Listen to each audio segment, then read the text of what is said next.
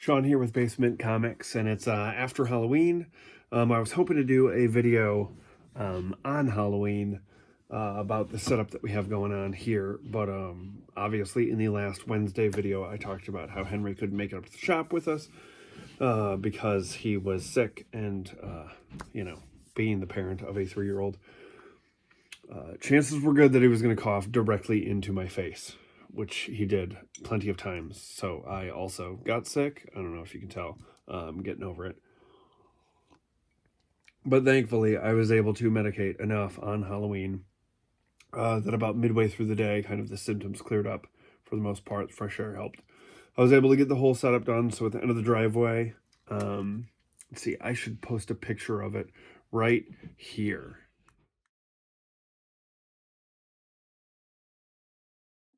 Okay, so at the end of the driveway, you can obviously see we set up a canopy.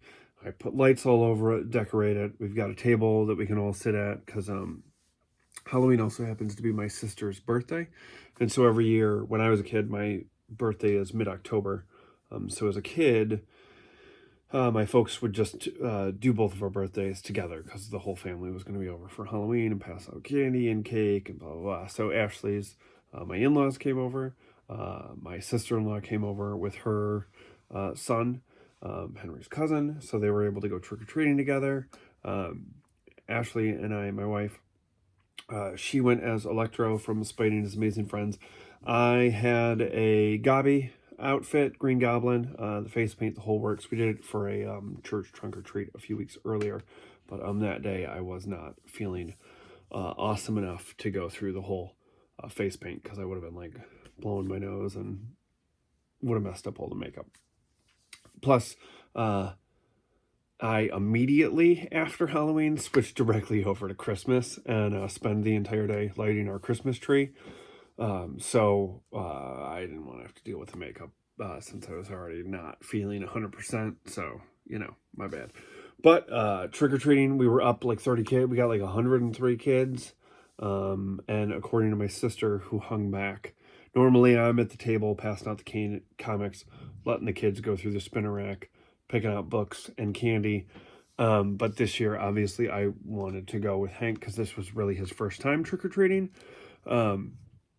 And it went great, but that meant that I wasn't at the table. But according to my sister, who was big enough to stay back so that I could keep the tradition going, because as she explained, a bunch of the kids came up and were like, oh, it's the comic house. And we have a little like neighborhood Facebook group where I post a picture of the setup, and there was like one family, she said, that has been like, we've been trying to get to this section of the neighborhood for 3 years to see the comic house. And so even some of the adults were taking comics. So it was a big success, and we're, as my wife said the next day, she's like, I'm glad that we finally, in this neighborhood in the 5 years that we've been there, kind of reestablished this thing, because we had it going pretty well in our old neighborhood. And, I stamped the books with my comic shop's address and stuff in the hopes, like, my thing is like, I don't care if I have to give away 150 comics every Halloween if it gets one, even if it's one kid to step foot in a comic shop and kind of get hooked, totally worth it. So it was a big success. Anyways, so that was Halloween, and obviously I have set up for Christmas because I love Christmas, and so I'm sure I will have plenty of Christmas-themed content and comics that I read over the next 2 months and things that I do. In fact, one of the things that I always do every Christmas, which I will get into closer to Christmas, is read the Dark Phoenix Saga, because the trade that I have, I think I've mentioned it in a video before, was like the very first trade that I got for Christmas when I got into comics, and then the very last Christmas gift that I got from my parents before my mom passed was the actual single issues of Dark Phoenix Saga. So that one's always very, and in fact, last year I posted about it on social media and didn't tag Chris Claremont, but he saw it and wished me a Merry Christmas, which was it's a very big deal in our household that night when that happened. That was very nice. So I realized yesterday as I was putting up we have a tree obviously upstairs in the main portion of the house, but then I also have, there's a section in the comic book room that's kind of like a nook thing that's like our, just knocked into Angel there, that's like our movie section. My wife wanted like a home theater little thing with movie posters and photos from all of our favorite movies and stuff like that to kind of make it like a more of a her corner, considering the fact that the rest of the basement looks like a comic shop, which one day I will do a room tour at some point. Just kind of waiting on that one for a little bit because it's probably going to be a really long one and my videos are already long enough. So as I was putting up the tree down there, I realized that I was able to find on a streaming service the Avengers episode A Touch of Brimstone, which is what Claremont based the Hellfire Club on, because the Avengers face off against the Hellfire Club, and there's a character in there named Peter Wingard, which is where Claremont got the name Jason Wingard from. And Emma Peel, obviously, was the model for Jean in the Black Queen outfit, and I've always wanted to watch that episode, so I was excited. Probably going to do that tonight, so I was looking forward to that. So anyways, that was Halloween. It was a big success, and the setup of our Christmas tree, which I'm super jazzed about because I'm a big Christmas fan. And so now I was going to get into, if I had biked up to the shop, we're going to get back into Corner Box Classics. And if I had biked up to the shop February 2nd, 1982, these were the 4 books that I would have picked up. And we are starting with Amazing Spider-Man number 228, Murder by Spider, written by Jan S. Stranad. It's S-T-R-N-A-D. I always want to say it Strand, but it's Stranad. Pencils by Rick Leonardi, who's one of my favorites. Inks by Dave Simons. Letters by Janice Chang. And colors by Bob Sharon. And I will admit, I tried to read this issue like quite a few times leading up to Halloween. And I'd get a couple of pages into it, and I just get distracted by something else and set it down and just like could not get into it. And then I was actually kind of happy that I waited until closer to Halloween because it definitely fit the vibe. Obviously, it's got a cover where a dude is being eaten by spiders or murdered by spiders. And it opens up with a pretty Spidey swinging by a wet and rainy mansion here at this point. And so he's like drawn to this house, doesn't know why. It's like the 3rd time that he swung by this place. And he just sees an old man in there. And he's like, this guy's no harmless. He's like just as harmless as Aunt May. I don't know why my spider sense keeps sending me over here. And he just ignores him. And as he swings away, it is revealed that he is like spiders have crawled up him and they have eaten him alive, which is very Halloween-y. So it all worked out. Then as Spider-Man's swinging away, he sees some muggers attacking some people, and he goes to stop them, but he's suddenly like enraged and just beats the hell out of them. Henry is upstairs right now cracking up. And like even the victims of the mugging are like, whoa. And so Spider-Man kind of snaps out of it and like gets away. Goes to the Daily Bugle where they find out that like the old man that Peter swung by the night before passed away. And it turns out that he was like pretty wealthy, but money wasn't the motive for his death.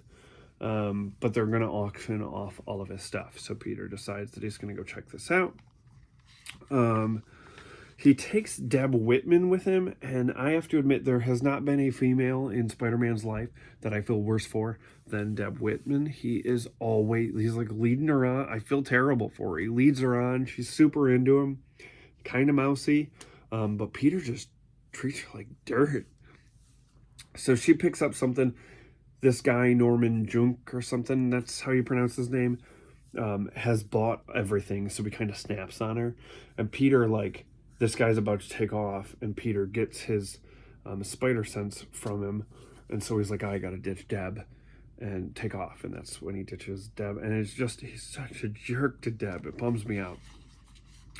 So he follows him.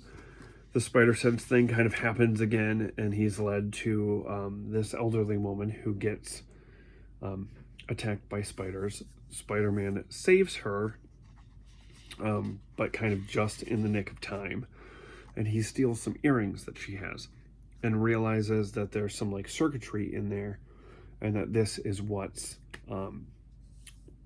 causing the spiders to react. And so the guy who has created them, turns out he was trying to use this as some type of like weapons thing, but the military was like not into it.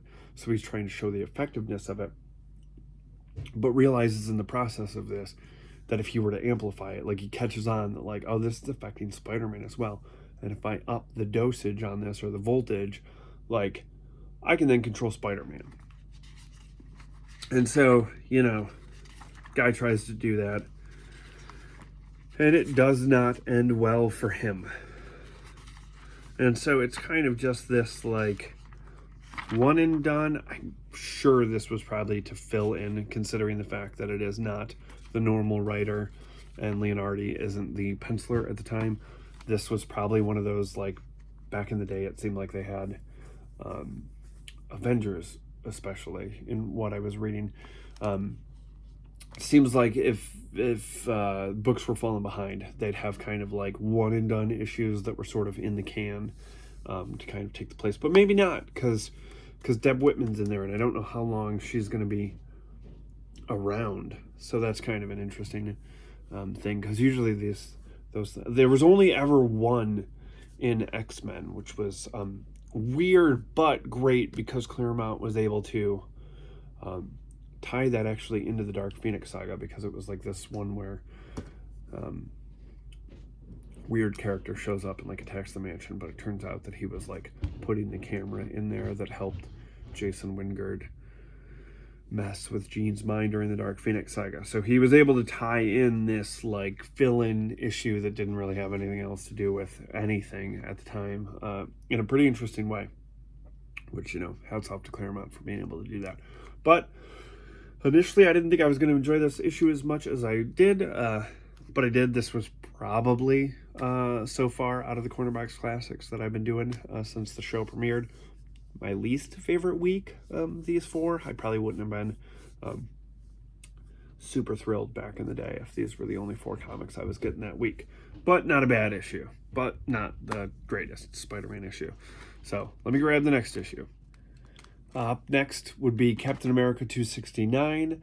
A Mind is a Terrible Thing to Waste, released on February 2nd, 1982, written by J.M. DeMatteis, penciled by Mike Zeck, inked by John Beatty, letters by James R. Novak, and colors by Bob Sharon. And this introduces Team America, a motorcycle riding group of patriots? I don't know. They show up in an issue of New Mutants, and I enjoyed that issue of New Mutants for the New Mutants characters, but could care less about Team America. And this is their introduction, and it is very 80s, which is I can picture the toys that I'm sure were made of these characters. But it opens up with Steve's gang from the Brownstone having brunch. Bernie Rosenthal shows up, even though they've been having some issues. They seem to clear the air together. Captain America takes off to go do motorcycle tricks somewhere. I believe in an interview I read, J.M. DeMatteis was not thrilled about this mandate basically being like, you got to cram these Team America dudes into an issue here, and you can feel it when you read the issue, where you're just like, okay, this is one of those editorial things where they were like, hey, you know, who knows if it was cartoons or a toy line or something like that, but they're definitely introduced. There's multiple pages of them doing stunt bike tricks, which, you know, I'm a big fan of the 80s BMX classic film Rad, so I'm sure at the height of that there was also motocross going on. So then this They talk about how there's heightened security because there's Nobel Prize winners in the audience of this, which I mean, sure, I guess. Yeah, they want to see motorcycle tricks just as much as the next guy. And so all of a sudden this dude pops out of a portal, snatches a Nobel Peace Prize winner, and takes off, and Cap's like, I'm on it. And Team America's like, hey, we should follow Captain America, even though they're just dudes that ride motorcycles. Totally logical. So they're gone from this, and they are like transported to this like old town. And they are met by Mark Twain. And it like, so Cap's all excited about seeing Mark Twain, but understands like, have we been moved in time? And kind of the Team America dudes are quickly realizing like, we've probably bitten off more than our motocross skills can chew in this. We're not really on Cap's level, but sure enough, we get all of these dudes in this issue. And it is revealed that the Mad Thinker is behind it, that he has been like kidnapping. He's got all these little like duplicates of these, and he was going to replace them in our world. And he was using these, thinkers to, if they were taken out of our time, it would kind of disrupt everything. It's like I said, it's and some other dude shows up, the Marauder, some other bike guy shows up. Like I said, this is I was definitely struggling with this week of comics.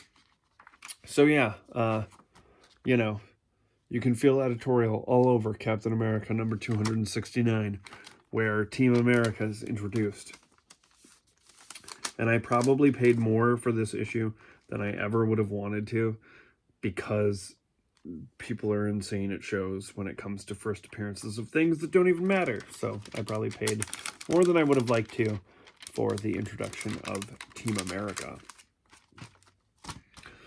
Up next is an interesting one, Micronauts number 41.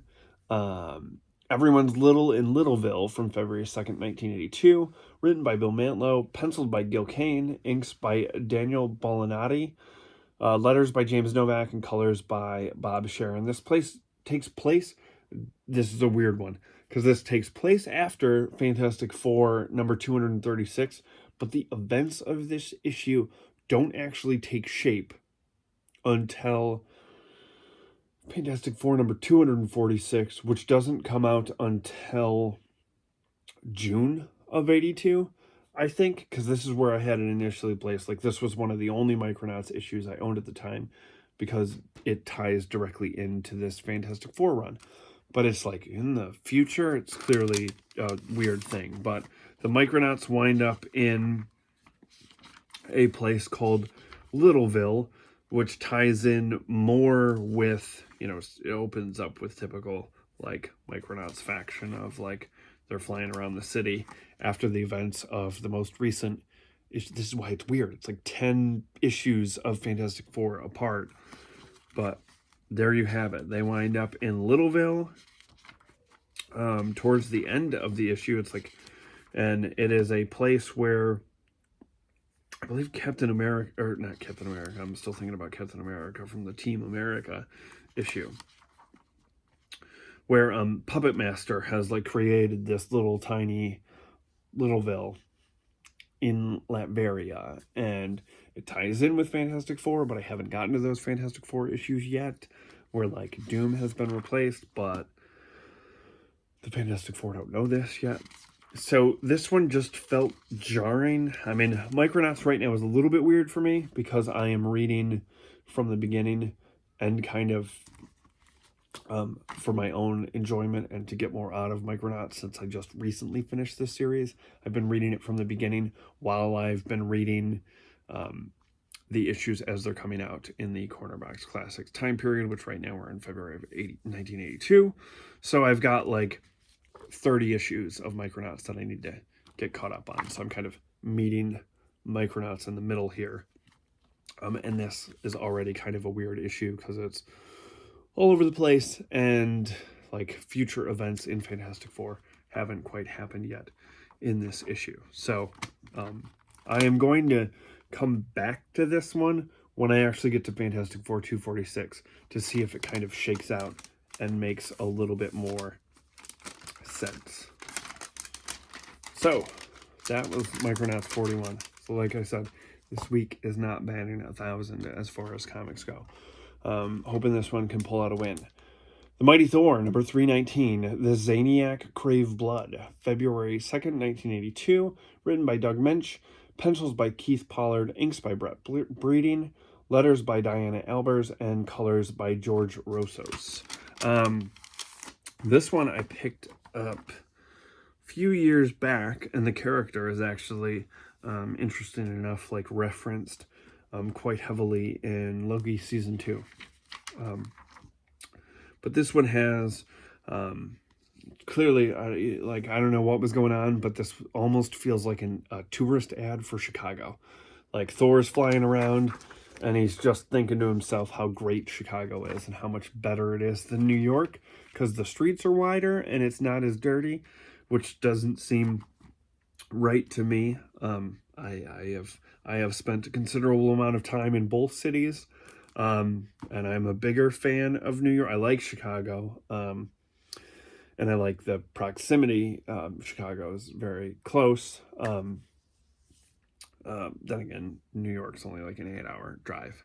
I once drove to New York. I think I've talked about this before. Once drove to New York just to go to Midtown Comics to buy a comic on Wednesday and read it in New York. Anyways, but Chicago's closer. It's just a train ride if I felt like it. Thor's flying around. The reason why he's in the city is he's given a medical conference as Dr. Donald Blake.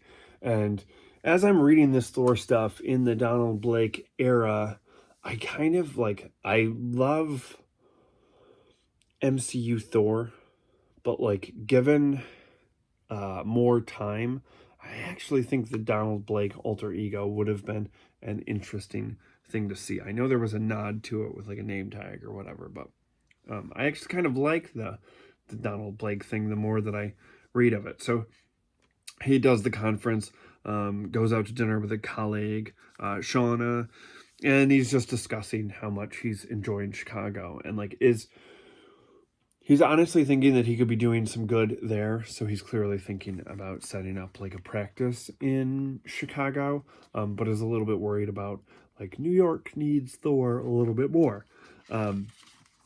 So while they're walking around, they see that there is a like horror film being filmed. So all of this kind of fit. It's interesting that these books came out in February and they were so like Halloween time period themed. So the actor is preparing being turned into the Zaniac, and he's a little late getting to set, kind of a diva. And they're at the area where the Manhattan Project was worked out, and so Blake is kind of like walking around the campus that this takes place at, and is kind of mentioning like, oh, it's interesting that the Manhattan Project, called the Manhattan Project, but happened at Chicago. Again, this just sort of feels like a tourist ad for Chicago. So there's a guy who's clearly new to the set, and he's got a bunch of dynamite for a big explosion scene. And the director's like, we're not filming this in the order that it shows up in the movie, you idiot. We're filming this like according to the daily schedule. We don't need the dynamite, so go put it over there. And so the actor, like dressed up as Zaniac with his butcher knife and his craziness, chases this girl, the other actress, towards the bleachers where this kid has like stashed the dynamite for the big explosion scene, not realizing that this actor is like going off script and just doing his own thing because that appears to be his MO. And they run into the explosion area, the where the TNT, and it causes an explosion, knocks out Donald Blake, and during this it causes this actor to actually like turn into the Zaniac. Like he just sort of goes crazy because of being caught up in this. Comics, man, I don't know. So he kidnaps Shauna, and takes off with her. And Thor realizes that he's he's obviously crazy and been affected by this, but he's following the script still. So he kind of grabs the director and was like, what happens next? And goes off to defeat this guy, the Zaniac. And so basically it's just Thor tracking this dude down in Chicago as he's trying to kill a bunch of ladies. He stops a train, which was a pretty awesome. He just lifts up the track and the train just goes over him, which I thought was very cool. Then then Zaniac kind of busts through there, goes after him, and Thor winds up stopping him and saving a bunch of cheering co-eds from a slasher flick demise in this issue. And as he's there, as Donald Blake checking on the actor and getting him help, he's reunited with Shauna, and he's like, hey, maybe Chicago does need Thor, so I probably should set up a practice in Chicago, because clearly Thor's needed everywhere, because fake movie explosions are turning actors into crazy knife-wielding maniacs all the time in Chicago, I guess, is Thor's rationale. So, honestly, a really fun, weird, sort of Big Dumb Comics fun issue that was a good time to read around Halloween. So, that wraps up Corner Box Classics for February 2nd, 1982. I do not have any of the books. They're all upstairs for next week, so I can't think of what the next Corner Box Classic is going to be, but it's going to be some week in February of 1982, and I know it kicks off with an Avengers issue, which I'm pretty excited about reading. So surprisingly, actually, going through these issues, I actually enjoyed them more than I thought I did. I think Thor was my favorite of the four from that week. So, that was Halloween recapped. It was a big success. There were some Corner Box Classics issues, and if you've been enjoying what I've been doing on the channel, please like, comment, and subscribe. I know I'm looking to kind of get a few more subscribers before I delve into doing a room tour or anything like that, but I'm going to keep up with the weekly releases and the bike ride and Corner Box Classics, because I was reading that stuff anyways. Might as well talk about it, right? So, like I said, if you're digging it, subscribe, and I will be back. Henry and I will be heading up to the shop on Wednesday, so I will talk about my favorites from last week. And there were some good ones. And looking forward to what I'm picking up this week at the shop. So I will see you on Wednesday. Thanks for watching. Bye.